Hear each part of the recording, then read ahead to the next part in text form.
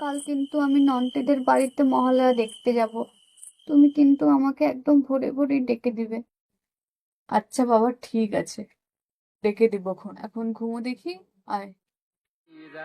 प्रसीद मातर जगतोऽखिलस्य प्रसीद विश्वेश्वरी মা দেখুন দেখি, আর কি পাতলা করব?